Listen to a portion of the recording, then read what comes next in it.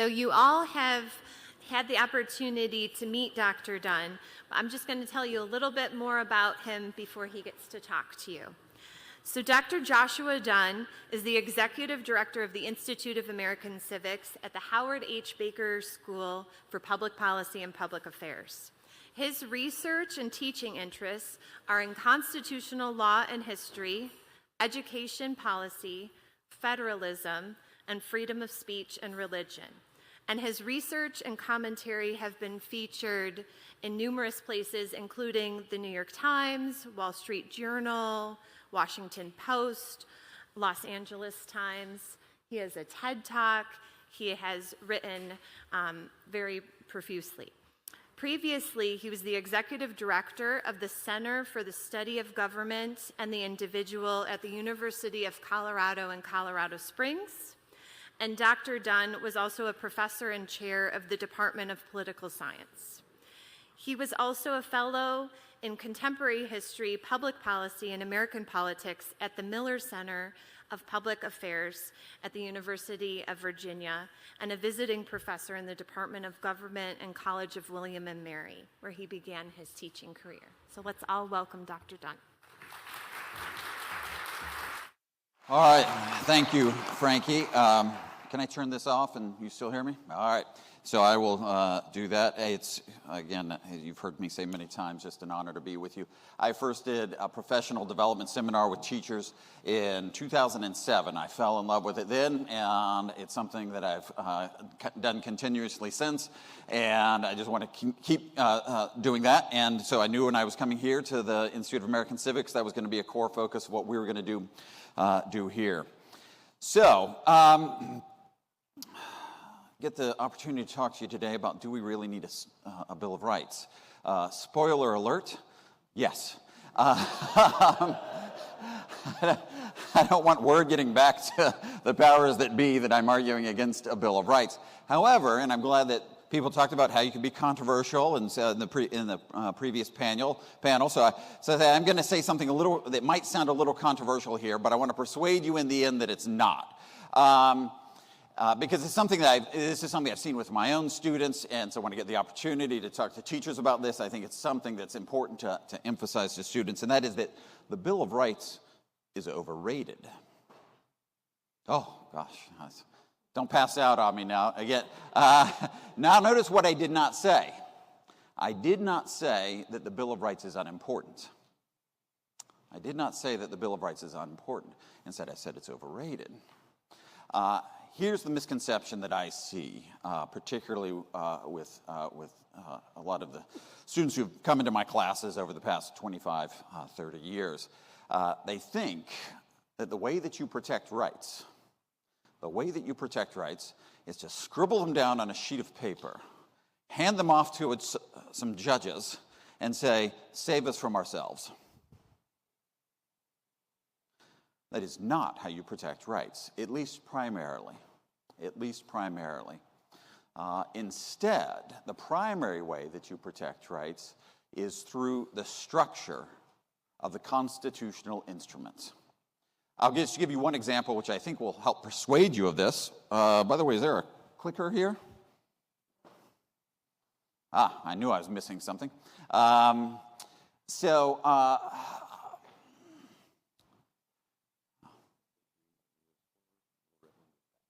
Green is forward. All right, wonderful.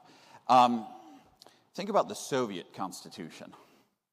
Anyone ever read the Soviet Constitution? Who's read the Soviet Constitution? Anyone read? Oh, someone who's. All right. So it turns out, if you read the Soviet Constitution, it actually has some really good stuff in it. I'm going to read you some of the rights that are officially protected in the Soviet, or were officially protected in the Soviet Constitution. Freedom of religious worship. Freedom of speech. Freedom of the press. Freedom of assembly. That sound familiar to you? Sound familiar? Right? It's all right there. You look at Articles 124 and 125 of the Soviet Constitution. Those rights were officially protected. Were those rights protected? No, of course not. It was open season on those rights in the Soviet Union. Why? Because the structure did not protect rights. The structure did not protect rights. So what I want to do is talk about how the Constitution is arranged in such a way, is designed in such a way, the people who wrote the Constitution designed it in such a way as to try to protect rights through that. And so most of the heavy lifting in protecting rights is done through this kind of constitutional design rather than through the Bill of Rights. I'll talk about the arguments against a Bill of Rights, then we'll talk about how the Constitution protects it, and then at the end we'll give some of the reasons why James Madison in particular came around to thinking that adding a Bill of Rights to the Constitution would be a good idea. So the place to start with this is, nope, wrong one. There we go. Actually, a guy named Aristotle. Founder of political science, in my view, Greek philosopher. What you have on the screen here is the most famous thing that has ever been written on the rule of law. This passage, the most famous thing that's ever been written on the rule of law. Aristotle wrote, "He who bids the law rule may be deemed to bid God and reason rule alone. But he who bids man rule adds an element of the beast. For desire is a wild beast, and passion perverts the minds of rulers, even when they are the best of men. Law is reason unaffected by desire." Law is reason unaffected by desire. Now, if you're familiar with the founding, you know that the people who wrote the Constitution really wanted a government of laws and not of men. I'll put another quote on the screen in just a second to illustrate. They believed in the rule of law. They thought that the rule of law was essential for protecting liberty. No rule of law, no liberty. No rule of law, no liberty. But you'll notice there's a little bit of a difficulty here if you want the rule of law. What does Aristotle say? He who bids the law rule may be deemed to bid God and reason rule alone. Well, in the absence of God coming down and ruling us directly, this would seem to be an issue. All right? So it would seem to be a problem. And then, well, it's this reason thing. We need reason to rule, but then how do you get that? Because reason is going to be used by humans, by us, but what do all of us have in us? An element of the beast. Element of the beast. We have passions which corrupt the use of our reason. So the trick is, how can you get reason unaffected by desire when you have to be governed by human beings?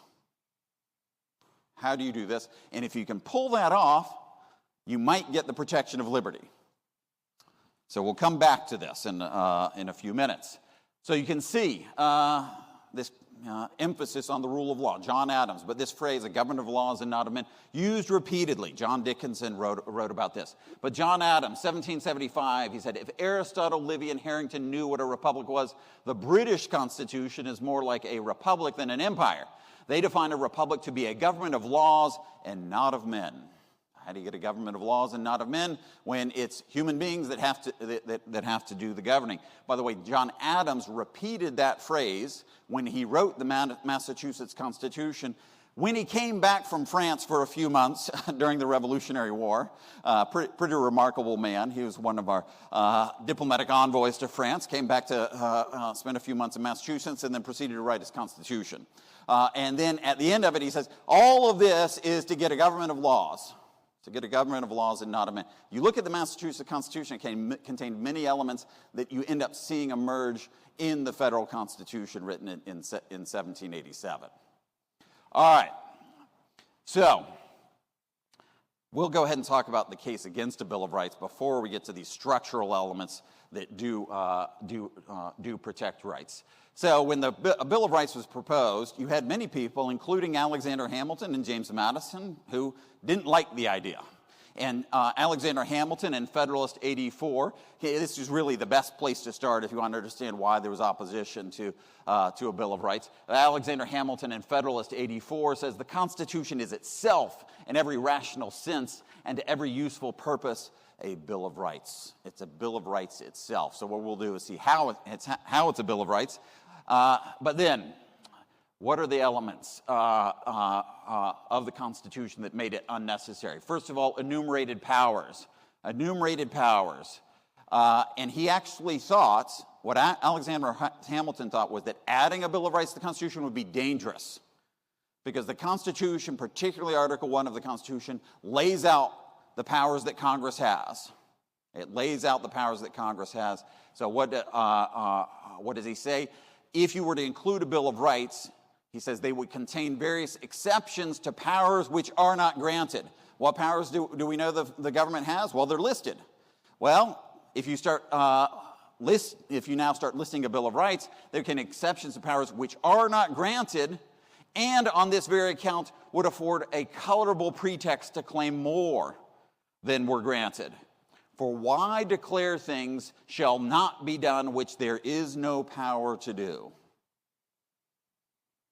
So he'd say, you look, Article 1 is actually all the legislative powers here and granted. Can't go beyond that.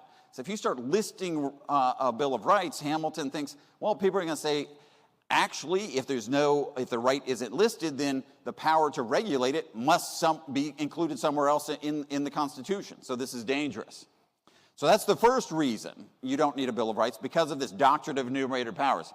Next, and this is what we'll spend much of our remaining time on, is that you have, through the design of the Constitution and its scope, you have an extended republic, which in its very nature is going to protect rights.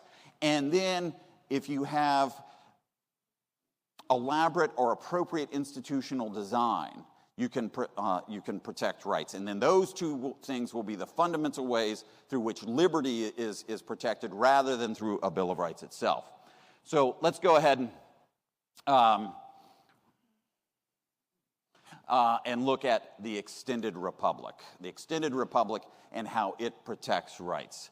So how many of you have your students read Federalist 10? All right, I'm glad to see some hands. I know we have some of our students in here. They've read Federalist 10. I won't pick on you and ask you to talk about it, but a little bit of a review session for you now. So the two most famous Federalist papers, and probably the two most important for actually understanding the logic of the Constitution, would be Federalist 10 and then Federalist 51. If you read Federalist 10, Federalist 10 is really about what Madison calls curing the mischief of faction. Curing the mischief of faction. So actually, Federalist 9 is a good entree to this. Some great lines from Hamilton in Federalist 9. He had some great turns of phrase.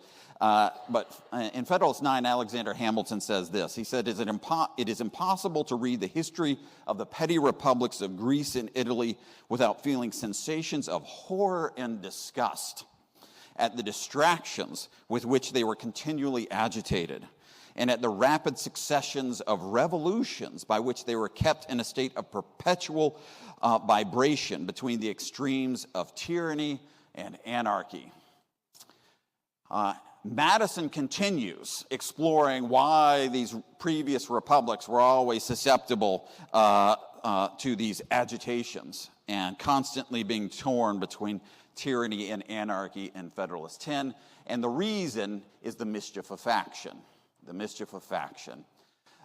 So what is a faction? It's when people organize together for common interests, like within society.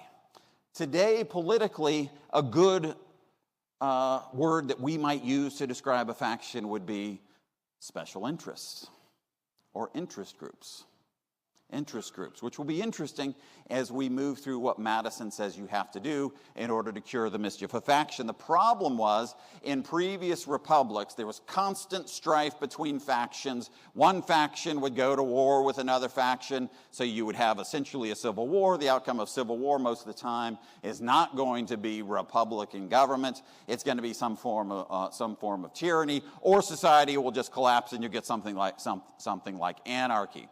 So James Madison in Federalist 10 says, hey, you got two options for trying to cure the mischief of faction, to deal with the mischief of faction. The first, you can remove its causes. You can remove its causes. Or second, you can control its effects. Control its effects. So let's talk about these options. It turns out only one of them is really viable. So, to remove its causes, you once again have a couple of options. The first option is you can destroy liberty. You can destroy liberty. But they've already kind of decided that they wanted a nation that was going to try to protect liberty. Read the Declaration of Independence, after all. And this is a statement of America's principles, which the Constitution was supposed to give life to. What does Madison say? Liberty is to faction what air is to fire. So if you actually have liberty, what are you going to have? You're going to have factions. So in order to get rid of factions, then, what do you have to do? You have to destroy liberty. So that's a non-starter. We aren't going to go in that direction. The second option is to give everyone the same opinion. And Madison says you can't do that either. Well, first of all, you'd have to destroy liberty in order to do that. The other problem is that the latent causes of faction, he says, are thus sown in the nature of man. Just part of what we are as human beings. We naturally divide up into different groups where we share common interests. It's natural that farmers are going to get together and talk about their interests as farmers, and merchants are going to get together with other merchants. Or people who are interested in the environment are going to get together with other people who are interested in the environment. You name it, right? This is what's going to happen. It's naturally going to happen. And if you want to do that, you really do have to destroy liberty. It turns out there was actually another major revolution, second half of the 18th century. And they had a different answer to this question about how to deal with the mischief of faction. What was the other major revolution? The French Revolution. What ended up being their answer? It didn't actually start off this way, although I think you can see that there were seeds of this from the very beginning. There's a great book on the French Revolution by historian Simon Schama called Citizens. And he talks about how violence was actually woven throughout the French Revolution from the beginning. But by the end, I mean, you had the Reign of Terror. And if you think about the Reign of Terror, what were they trying to do? They were trying to get rid of factions, give everyone the same opinion. I mean, in a way, what they wanted to do is that the problem is that people are self-interested, and that means they aren't virtuous enough. And what we're going to do is, through terror, we're going to squeeze the self-interest right out of them. Right? That's what we're going to do. They also were informed by another political philosopher who mercifully had almost no influence on the American founding, a guy named Jean-Jacques Rousseau. And if you've read his Social Contract, you can see this. And Rousseau has a famous line in the Social Contract. He talks about this thing called the general will, which is going to guide decision-making within his ideal, very, very virtuous republic. And then he says, well, what if you disagree with the general will? The answer to that is that you will be forced to be free. Be forced to be free. That's a very haunting line. You can do a lot of mischief under that. There's a reason that the two most murderous regimes, ideologies in human history, both took sustenance from Rousseau. Now, personally, Rousseau actually would have been horrified by all this. But during the 20th century, Marxism and the communist murders in China and in the Soviet Union, it's all quite traceable intellectually to Rousseau. And then also fascism and Nazism. You can see a very clear intellectual lineage. Even though, once again, Rousseau himself would have been appalled by this. But Rousseau made himself very easy to abuse, and people abused him. So I think you can read Robespierre, right? He talks about how they were basically being taught by Rousseau. So that's what happened, right? We're going to give everyone the same opinion. When they don't want to go along with it, well, I'm going to force them to be free. Welcome to the guillotine. No, most of you probably never associated that with freedom before, didn't you? I hope not. All right, so that's not going to work. So what does Madison say? You can try to control its effects. You can try to control its effects. Now, it turns out that the Anti-Federalists were deeply informed by Montesquieu. The Federalists as well were informed by Montesquieu, but the Federalists actually disagreed with Montesquieu on this one very important point. Because what Montesquieu essentially argued, Montesquieu was this French philosopher. He was the second most cited authority in the debates over the Constitution in the founding generation. The most cited source by the founders was, does anyone know? You say nope. Although he was very influential, of course.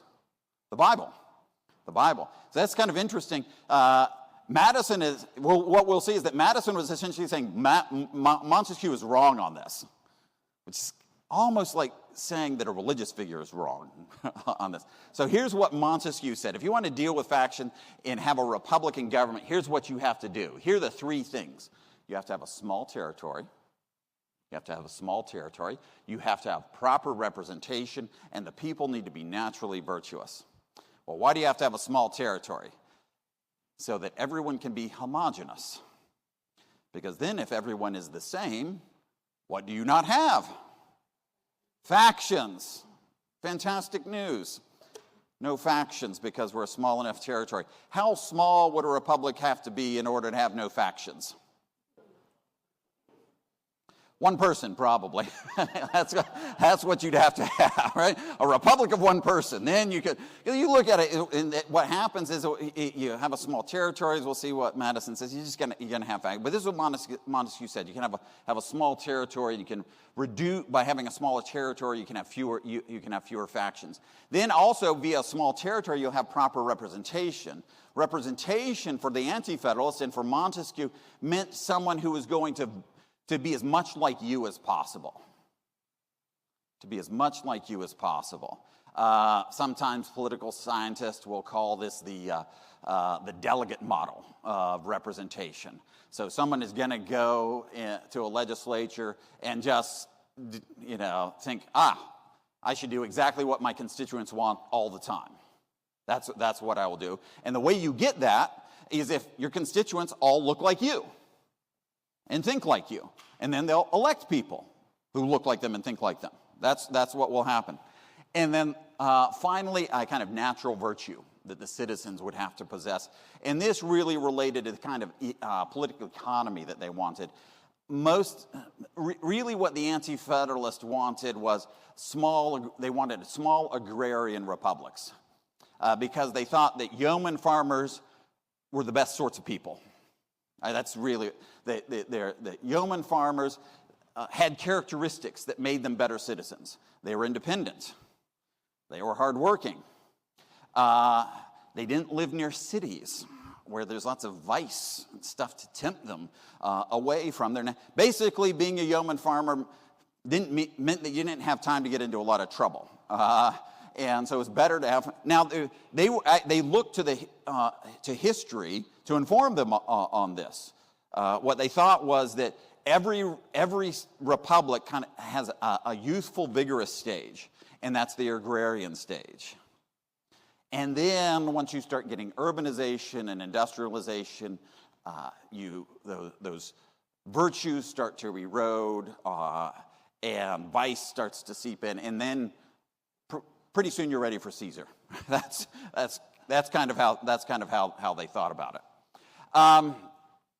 Madison ends up rejecting this. The Federalists end up rejecting these arguments from Montesquieu, although they did think that people needed to be virtuous in Europe. You can find all sorts of quotes about this, about how virtue is necessary in a society that protects liberty. The real disagreement was, well, it's great to have yeoman farmers, but unfortunately there are these things called enemies, and if you want to actually be able to defend yourself, you probably need to have some industrialization so that you have the resources to fight back. Otherwise, you'll just be conquered. So what's the point of being good yeoman farmers if you're just going to be conquered? All right, so here's where the extended republic comes in. Madison says, look, there's going to be precautions you have to take. You have to understand, enlightened statesmen will not always be at the helm. Enlightened statesmen will not always be at the helm. So what you need to do when you're dealing with the frailties of human nature is try to take these frailties of human nature and in some ways turn them to public benefit. It's a great passage from Federalist 10 where he says, extend the sphere and you take in a greater variety of parties and interests. You make it less probable the majority of the whole will have a common motive to invade the rights of other citizens. It's really a mathematical operation for Madison. The problem with small republics is that they didn't have enough factions. You would have two factions, and odds are that one of them would become the dominant faction, and given what we know about human nature, they would start to abuse the minority faction. And the minority faction wouldn't be terribly happy about this, and eventually would start to fight back. You have conflict, civil war, and either tyranny or anarchy. So if you extend the size of the republic, which they were doing with this constitution, you're going to increase the number of factions, and by increasing the number of factions, you decrease the likelihood that a single faction will become a minority faction and then be able to abuse the rights of everyone else. That's it.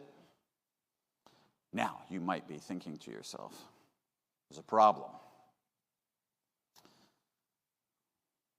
We have two political parties, basically. I mean, we have others that show up on ballots, but,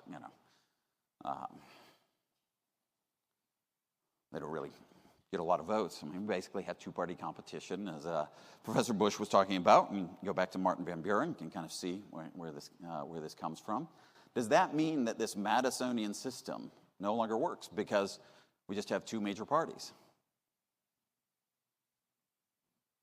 What do you think?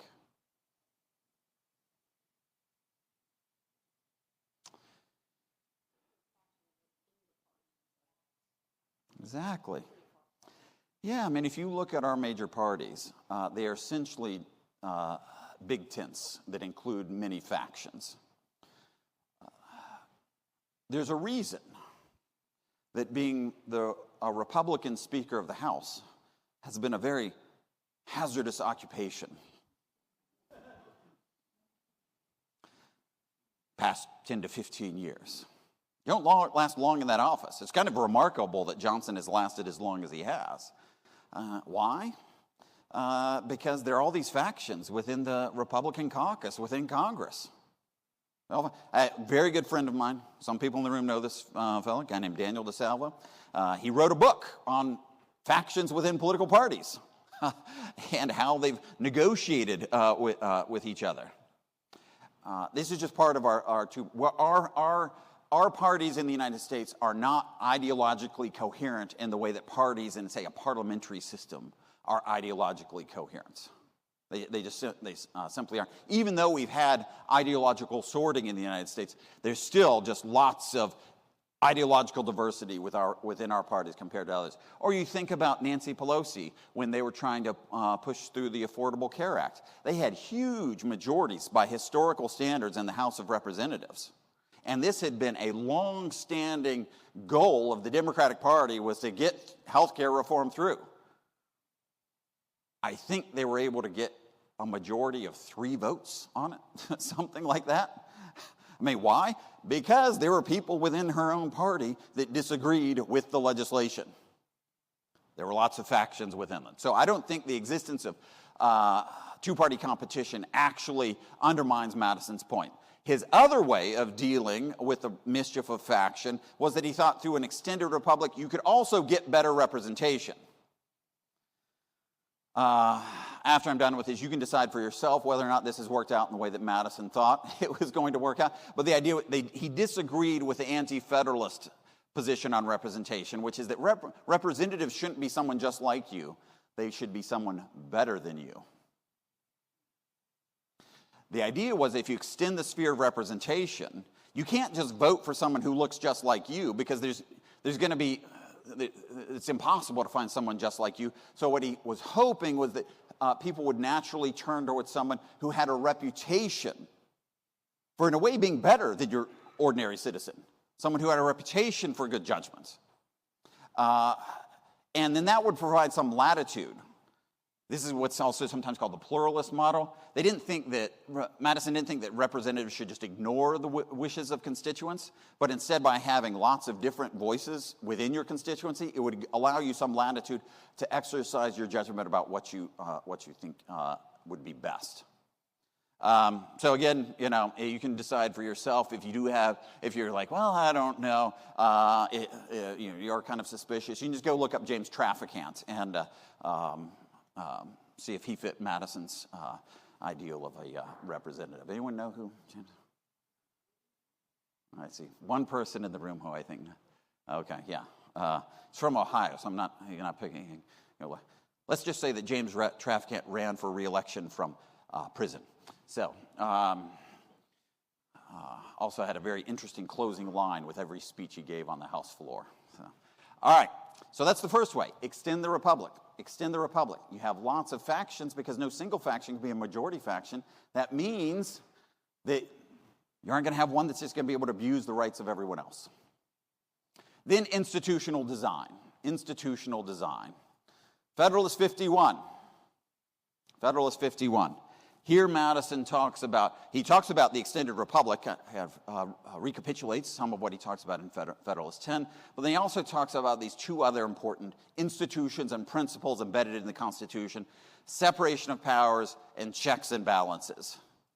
Now, separation of powers, the idea had been around for quite some time. I mean, you can actually go back to Aristotle and see ideas about separation of powers, a mixed regime, and those kinds of things. It was articulated also by Montesquieu. John Locke doesn't use the phrase separation of powers, but he clearly thought that there were distinct powers of government and they should be held by separate individuals or separate institutions. So you need an executive, you need a legislative branch, you need a judicial branch. The innovation with the U.S. Constitution was a very robust conception of checks and balances. Checks and balances. Because there were some who thought that you need separation of powers, but the powers should never mix. That is, that the legislative branch should never have any executive power, and the executive branch should never have any legislative power.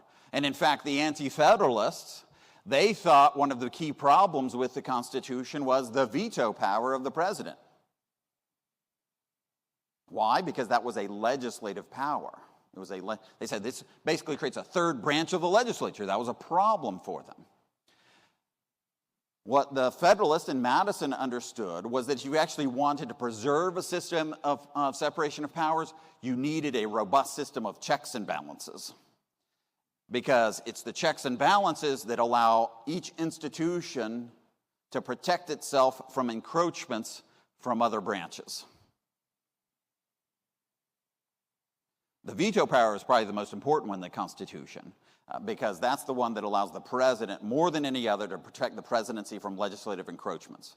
After 1776, they wrote a whole bunch of constitutions. The modern age of written constitutions began in 1776. And you look at those state constitutions, and they almost all had extremely weak executive branches with no capacity to protect themselves from legislative encroachments.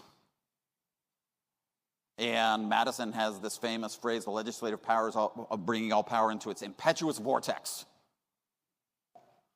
And because the executive branch couldn't defend itself, what did that end up meaning? It meant that you didn't actually have separation of powers, because the legislative branch just absorbed the powers of the executive branch. And so how do we know this system is going to work? Human nature. Human nature. Well, what do we know about people who run for office? Well, they tend to be ambitious. They tend to be ambitious. If you look at some of the stuff you have to do to win office, all the kissing babies and that kind of stuff, it's like, a lot of people would think, I don't really want to do that. Might even think it's a little shameless to engage in some of this. But if you want high office, you're willing to do some of this stuff, so we know that they're ambitious people. And so the idea was that you attach this characteristic of human nature to the institutions, and because of human nature, each institution will fend off the encroachments of other branches. I get a little teary whenever I read this from Federalist 51. Ambition must be made to counteract ambition. Right? You capture that sentence, you capture the logic of this institutional design. Now, it's not clear that it's all necessarily worked out in the way that they envisioned. You heard a little bit about that this morning with Professor Bush. After all, Congress has the authority to declare war. Hasn't done that since World War II. We've been in a few things that look like wars, talk like wars, act like wars. Congress hasn't declared war. Well, why not? Turns out Congress can sometimes suffer from collective action problems. A collective action problem is one where the members of a group, the individual members of a group, don't find it rational to act in the interest of the group because their individual interests would not be served by it. So that can sometimes happen. But overall, you can normally count on human nature. Right? You can normally count on human nature, and so that's how it's supposed to work. So what's the end result of this supposed to be? This comes at the end of Federalist 51. At the end of Federalist 51. I love this quote from Madison. He says, "In the extended republic of the United States, and among the great variety of interests, parties, and sects which it embraces." So he's talked about the extended republic, he's talked about separation of powers, he's talked about checks and balances, all of this. A coalition of a majority of the whole society could seldom take place on any other principles than those of justice and the general good. In other words, the system is designed to force you to think about what is best for all rather than what is best for yourself. Get really fancy about it, it'd be something like, it forces you to adopt a third-person neutral perspective. Right? You go in, and everyone comes to the political table wanting what they want. And then you get there, and it turns out that there are other people there. They have things that they want. And you realize you can't just get what you want. So you have to talk to them, well, what do you think is really important? Like, well, that sounds about right. What does this person think is really important? You start talking to each other about what is best for all rather than what is best for yourself. You're forced to deliberate about the good rather than what's just good for you. Reason unaffected by desire. Now, does it always work out this way? Of course not. It's a human system that created human institutions that are occupied by humans. It's not always going to work, but that is how it's designed. And if you can do that, remember the distinguishing characteristic of the rule of law, reason unaffected by desire. The rule of law is, again, essential for liberty. The rule of law is essential for liberty. This is the best way to try to protect liberty, to try to protect rights. So, we still ended up with a Bill of Rights. Obviously, there was an agreement. What people said, some of the Federalists said, hey, if you support the Constitution, we'll support adding a Bill of Rights to the Constitution. So this quote here comes from Madison's speech on the floor of the House introducing a Bill of Rights. And it contains some things that indicate his reason for changing his position. Because initially he was opposed to adding a Bill of Rights. He was suspicious of a Bill of Rights because he thought the Anti-Federalists really wanted to weaken the new Constitution. But he came around to thinking that a Bill of Rights would actually be a good thing. He says, it is true that the powers of the general government are circumscribed. It's true that the powers are, but even if government can, so enumerated powers. By the way, the federal government is one of enumerated powers. State governments contain what are known as the police powers. And that's just not people with badges and guns.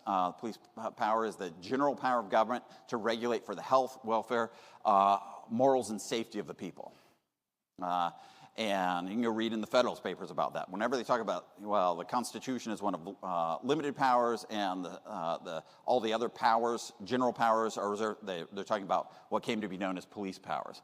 So it's true that the powers of the general government are circumscribed, but even if the government keeps within those limits, it has certain discretionary powers with respect to the means. This is important. It says, because in the Constitution of the United States, there is a clause granting to Congress the power to make all laws which shall be necessary and proper for carrying into execution all the powers vested in the government of the United States. What was Madison worried about?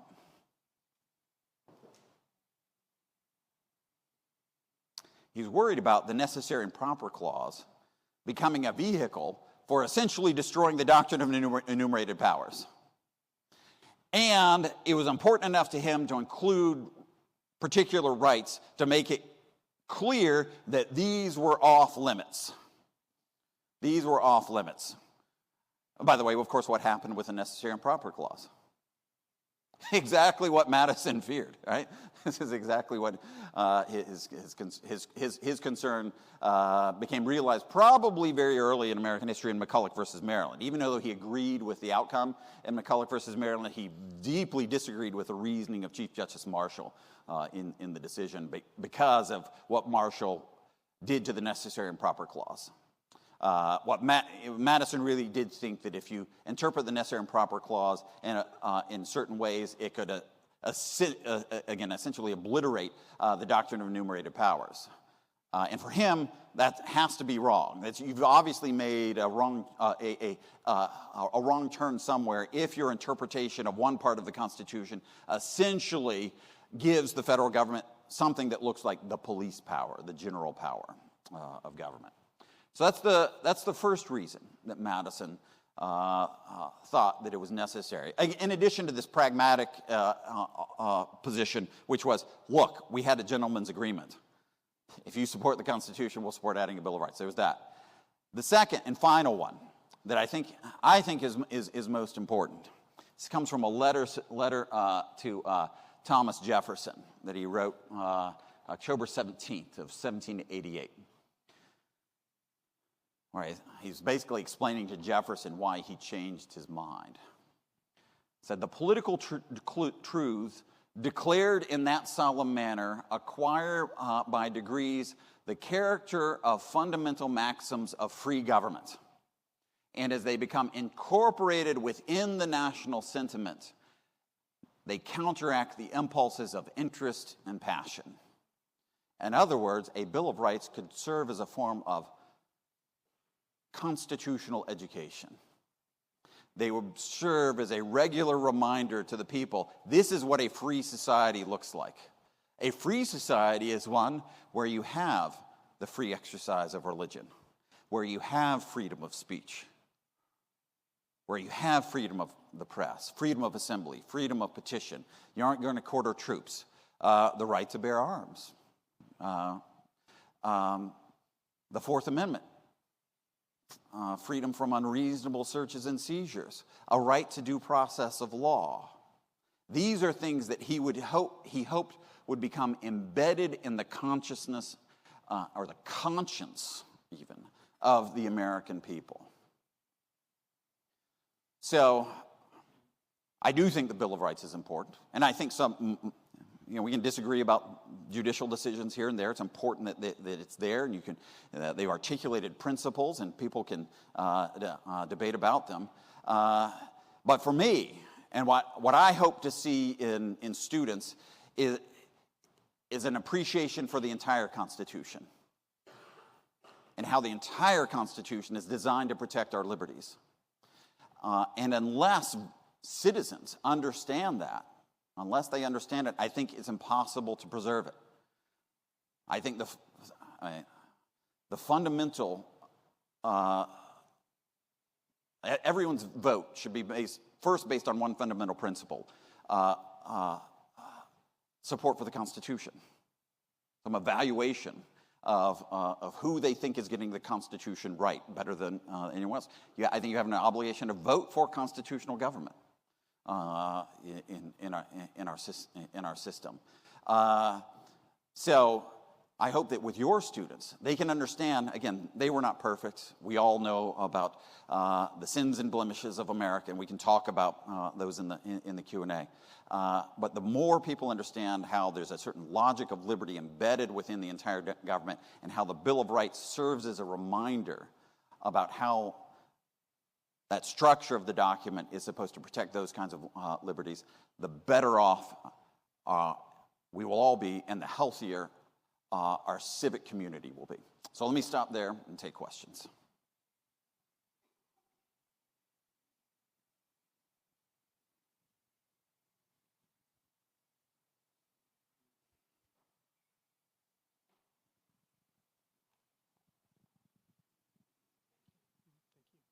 So 2 questions, both involving how we avoided tyranny. Very quickly after this, we get to Alien and Sedition Acts, which obvious violations of these Bill of Rights. And then, of course, following the natural order of things, we do encounter a civil war, and yet we were able to somehow avoid one of the other options of that, one being tyranny, of course. So how is it that our Constitution is built in such a manner that we have not traveled down those paths, both very immediately with respect to the Alien Sedition Acts and then later on with the 2 factions of the Civil War? Yeah, great questions. The Sedition Act is interesting because you can go read the report of the majority on the Virginia resolutions and then the report of the minority. The report of the minority was probably written by John Marshall. It's interesting. He had the means, motive, and opportunity. And he didn't, so sometimes people say it's Henry Lee. I think there's a really good chance John Marshall wrote it, or at least he had a significant influence on it. And one of his arguments was, well, how do we know that Congress actually initially had the power to regulate the press? Well, because we had to add it to the Bill of Rights. What does that sound like? Actually sounds like Hamilton's fear. That because it's not listed, that therefore they actually have the authority. And says, well, actually, we can assume they had the authority. Otherwise, they wouldn't have had to add this thing to the Bill of Rights. So then you have to ask yourself, well, what's freedom of the press? And freedom of the press for Marshall and the defenders of the Sedition Act was essentially no prior restraint. That was it. So the government could not stop you from saying something before you said it, but it could punish you after the fact. And it also included the authority to enact something called seditious libel. And that's what was in the Sedition Act, was seditious libel. And seditious libel grew out of the English common law. That was the authority of the government to punish speech which breeds disrespect for the government, its officers, or the law. And in fact, the truth was not a defense initially under seditious libel. The truer the speech, the more seditious it could be. So if you said something that was true that bred disrespect, then it's even worse. They actually allowed the truth to be a defense under the Sedition Act. So they did change some things. But there was an outcry against this. And if you read the report of the majority written by James Madison, what does he argue? What he argues is that you go back to the Declaration of Independence. What are our first principles? And then what's the logic of them? And then how is it that the press, it doesn't mean the same thing. Freedom of speech and press doesn't mean the same thing here that it meant in Britain. We are different. We are different. And then he does point to the First Amendment. He says, not only does this exercise a power not granted to the government, it exercises a power expressly excluded from the government in the First Amendment. So all of that helped. It also helped that the Federalists overplayed their hand. It helped Napoleon being defeated in Egypt really helped too, because then this fear of a French attack and invasion kind of evaporated. And then you had the election of 1800. So there was a political response to it, and they just let the Sedition Act expire. Yeah. So the Civil War. It's pretty remarkable. Again, most of the time in human history, and obviously our what we did after the Civil War was far from perfect. And then once we abandoned Reconstruction, then there ended up. It really started more in the 1890s, is when Jim Crow really got started. But yet, really disgraceful attempts to violate the rights of African Americans. But you know, I think you have to give some credit to Lincoln. That he was trying to create the conditions so that there could be a peace, real peace after the Civil War. And so I would say that some of it, had to do with what he did before his assassination. So that's a difficult one. It's pretty remarkable, though, given the bloodshed that occurred. Yes. This is kind of a big counterfactual, but how might constitutional interpretation differ today if we didn't have the Bill of Rights and we just relied on the structural protections of the Constitution?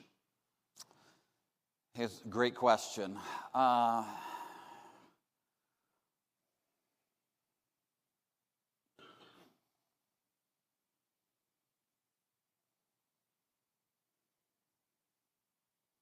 So I think, there'd be, obviously, I don't think that you would have nearly as much litigation over, say, the meaning of obviously, there's no establishment clause, therefore there's no establishment clause litigation, right? That's so just and then all sorts of stuff that kind of went along with that. No due process clause, the same thing. I think there would be much more. I do think that there would be much more attention focused on maintaining the proper constitutional boundaries between institutions or among institutions. Now, I do think the court does do this. I just think there would be even more emphasis placed on it. And I actually think that John Roberts thinks that that's the most important role of the Supreme Court. If you notice, these really sometimes they're very technical decisions, but they're controversial decisions surrounding what's known as the administrative state and powers that have been delegated to administrative agencies. He writes all of those. He writes all of them. The Loper-Bright decision, getting rid of what's known as the Chevron doctrine, the West Virginia versus EPA, kind of creating this major questions doctrine. I think if you read John Roberts properly, and he could be right or wrong on this, you don't have to agree, but I think that he views that the most important thing that the Supreme Court does is actually trying to get the proper institutional boundaries lined up. So yeah, I think you would see more of that. Good question. Yep. I'm going to ask a question from Huva now. So this person asked, what activities can be used to help students do a deep dive into the freedoms covered in the Bill of Rights?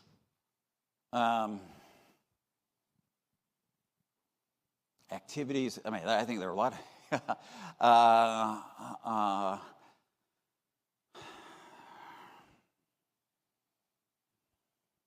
well, I'll give you one that I think actually captures the logic of Federalist 10 along with some First Amendment freedoms.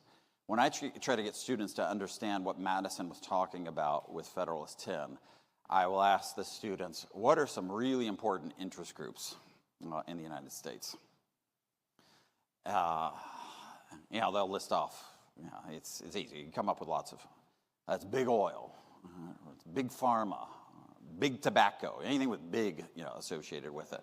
But then they'll talk about it. It might be environment. It could be environmental. It could be auto manufacturers. All sorts of. They start getting, and what you can see is that look, all these groups have they have a right to exist. It's there in the First Amendment. It's there in the First Amendment. They are allowed to join together for common purposes.